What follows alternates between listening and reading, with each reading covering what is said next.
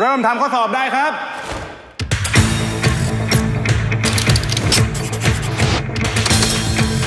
นักเรียนดีเด่นม .1 ถึงม .3 แข่งขันตอบปัญหาคณิตศาสตร์อันดับ 1ไม่ต้องถามแล้วมั้งคะว่าที่นี่เขาอยากจะรับน้องลินหรือเปล่าต้องถามน้องลินมากกว่าอยากเรียนที่นี่ไหมคะ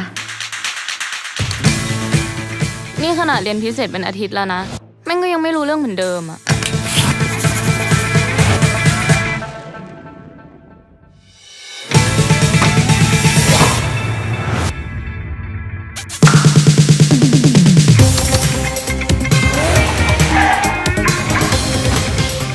ถ้าแกส่งคำตอบให้เราบ้างเราจะจ่ายให้แกวิชาละ 3,000 มีเพื่อเราอีก 5 คน ซึ่งเทอมหนึ่งมันมี 13 วิชา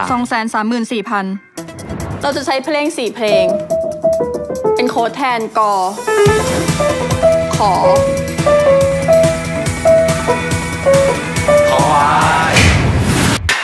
พอผิดหวังในตัวเธอมากเลยลินเอาเข้าจริงๆเนี่ยพอไล่เธอออกได้เดี๋ยวนี้เลยนะแล้วเราจะมาร่วมเป็นหนึ่งเป็นที่หนึ่งทางด้านการศึกษาเราต้องเป็นคนเลือกมหาลัยไม่ใช่มหาลัยเป็นคนเลือกเรา